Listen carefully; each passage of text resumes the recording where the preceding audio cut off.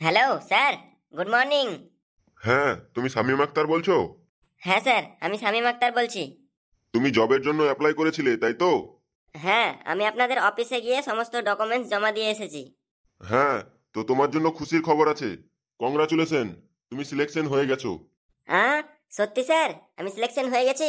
Thank you sir, আপনাকে অসংখ্য ধন্যবাদ। এখন এবার আমাকে কি করতে হবে স্যার? হ্যাঁ, সেটা বলার জন্যই ফোন করলাম।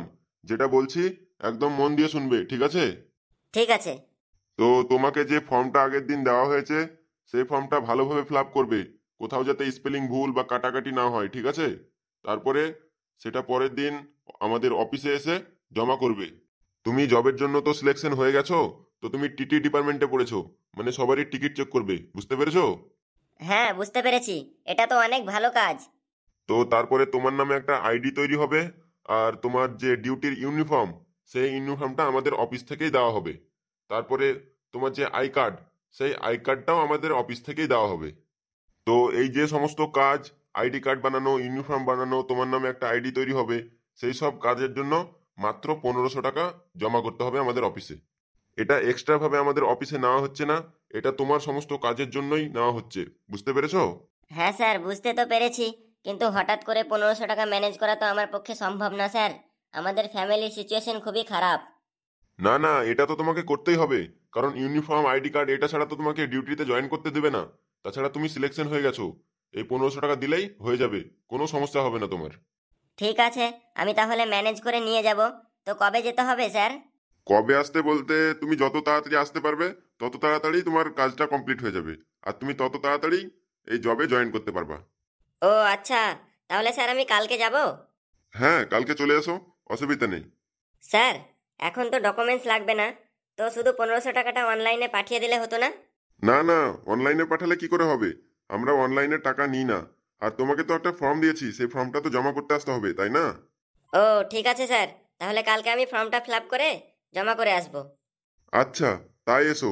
10টা থেকে 4টের মধ্যে এসো কিন্তু। ঠিক আছে স্যার, তাই হবে। ইয়েস, ইয়েস, কি মজা! আমি সিলেকশন হয়ে গেছি রে। চাকরির জন্য আমি সিলেকশন হয়ে গেছি। কি, তাই নাকি? বাহ, খুব ভালো। তাহলে তোরও চাকরিটা হয়ে গেল। বাহ, খুব ভালোই হলো। তাহলে এখন আমাদের তিনজনেরই চাকরি হয়ে গেল। আর ললুর চাকরিটা এখনো হলো না। হ্যাঁ রে ভাই, তোরা তো আমার বন্ধু, একটু ভালো করে ম্যানেজ করে দিস।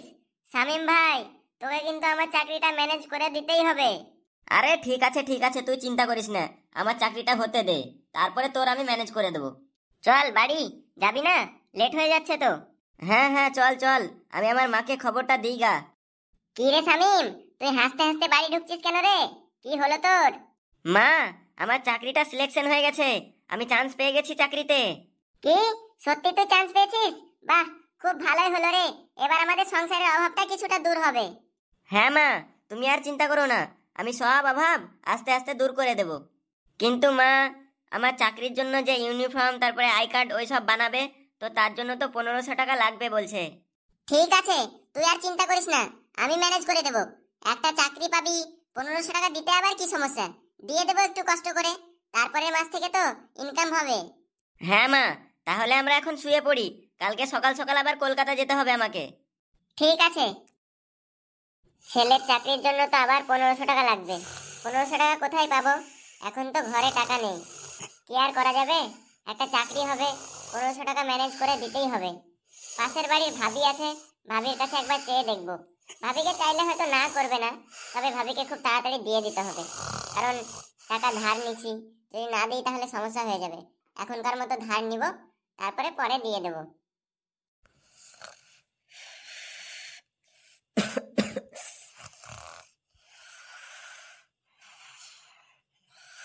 বাবু, তুমি কোথায় নামবে?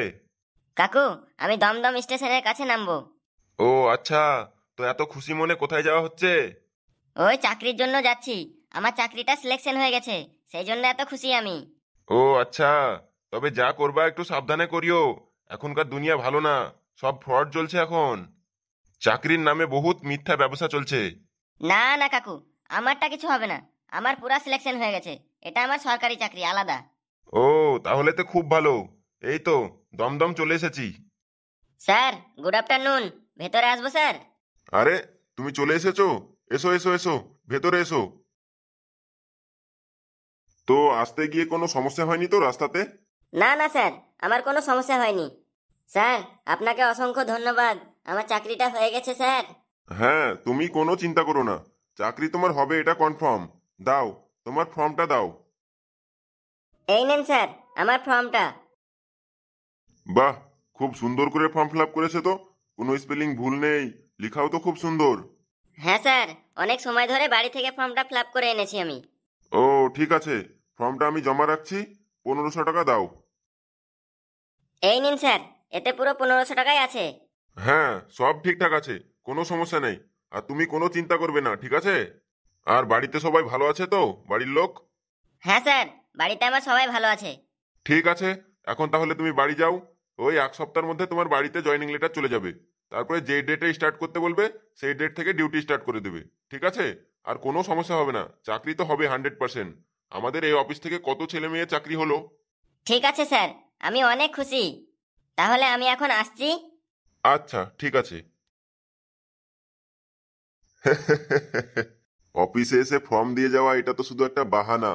বাড়ি থেকে অনলাইনে টাকা পেমেন্ট করে দিলে তাহলে তো প্রমাণ থেকে যাবে যে অনলাইনে টাকা পেমেন্ট করেছে। সেই জন্য আমরা ফেঁসে যাব। তাই ফর্মের বাহানা করে অফিসে ডেকে ক্যাশ নেওয়া হলো। দেখি আর কত দূর দৌড়তে পারছে। আরে জানিস, যে স্যার আমাকে চাকরিটা ম্যানেজ করে দিচ্ছে, সেই স্যারটা সত্যি অনেক ভালো। নিজে থেকে বাড়ির লোকের খোঁজ খবর নিচ্ছে। এইভাবে কি কেউ খোঁজ খবর নেয় বলতো? তাই নাকি রে? যাক, চাকরিটা তোর ভাগ্যে ছিল বলে হয়ে গেল। না হলে এখন দুনিয়াতে যা ফ্রডবাজি চলছে, চাকরির নামে প্রতারণা, বুঝলি তো? কিন্তু তুই জিজ্ঞাসা করে নিয়েছিস তো অফিসে যে 1500 টাকার পরে আর কোনো টাকা লাগবে না? না রে, এটা জিজ্ঞাসা করা হয়নি। কিন্তু আর মনে হয় লাগবে না, কারণ আমাকে স্যার বলেছে এবার আমার বাড়িতে জয়নিং লেটার চলে আসবে, বুঝলি তো? সত্যি রে ভাই, স্যারটা কিন্তু অনেক ভালো মানুষ। আমার জয়নিং লেটার চলে এলে স্যারকে গিয়ে মিষ্টি খাওয়াবো আগে।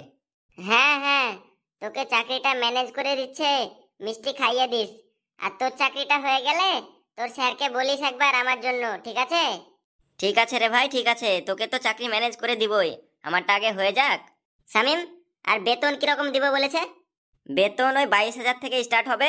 ওই বছরে কত পার্সেন্ট করে, ওই মিনিমাম 8% করে বাড়বে তাই বললো। তাহলে ঠিকই আছে, 20-র ওপরেতে আছে, তাহলেই হবে। সে তো ভালোই হবে, কিন্তু দেখ 1 সপ্তাহের মধ্যে জয়নিং লেটারটা আসছে কিনা। Sitting in the basement apartment I rented with